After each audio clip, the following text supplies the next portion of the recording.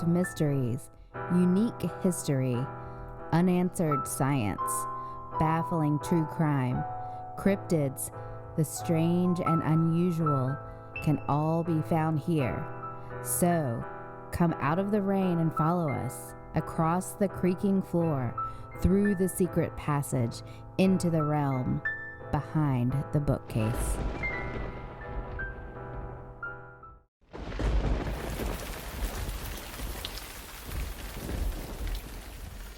Ghosts of dogs.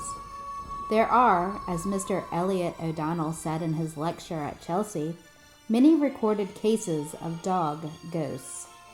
Mr. Andrew Long selected, as especially worthy of note, a story told upon the authority of a naval lieutenant.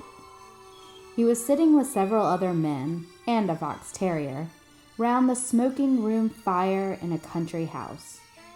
Presently, the heavy, shambling footsteps of an old dog and the jingle of his collar were heard coming upstairs.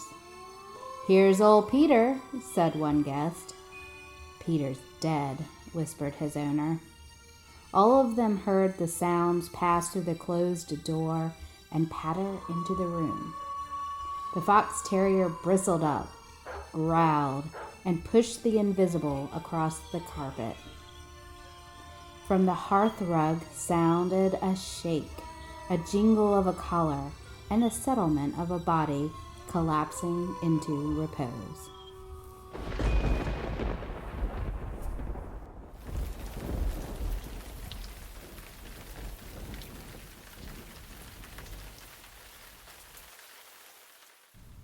Slept 20 years, the remarkable case of Marguerite Boyenval.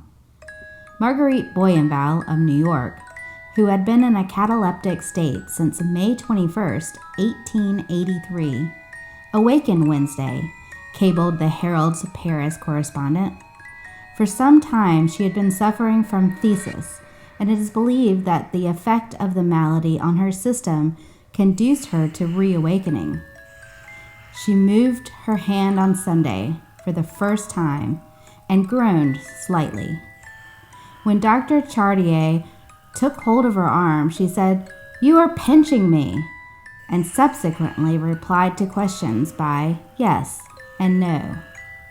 She was, however, in a state of weakness and gradually sank, dying today after awakening. Marguerite Boyenval's lethargy was caused by fright. She had had a child which died shortly after birth under circumstances which led to the opening of an investigation. One day in May 1883, while Marguerite was ironing, a neighbor said to her, "The gendarmes are coming to arrest you." Marguerite had a stroke of fits and gradually fell into her long slumber.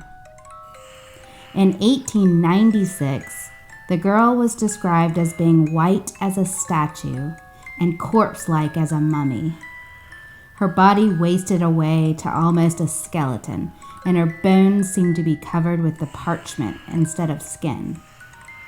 The body was rigid, and only the pulse beats showed that she was still alive. Life was sustained by washing her body in milk every day and pouring a few drops of milk or spirits into the sleeper's mouth through a reed. Many prominent physicians visited the patient during her 20-year sleep.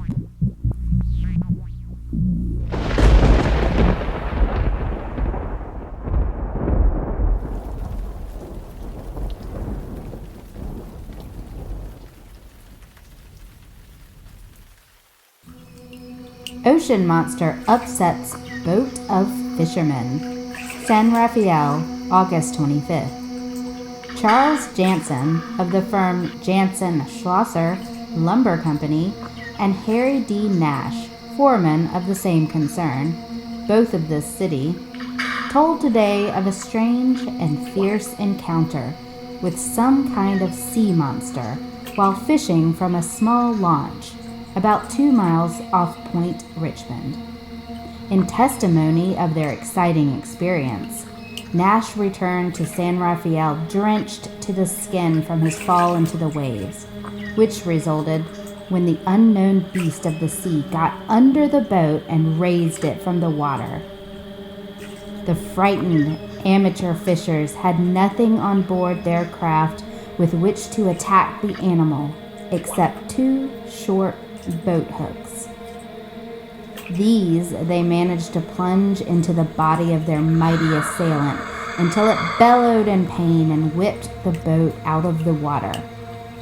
The noise attracted the attention of fishermen some distance away, who arrived just in the nick of time. The fishermen corroborate the story in every detail.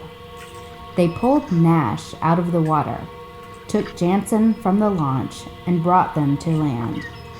Then they returned to try conclusions with the monster, but it had withdrawn and was nowhere to be seen.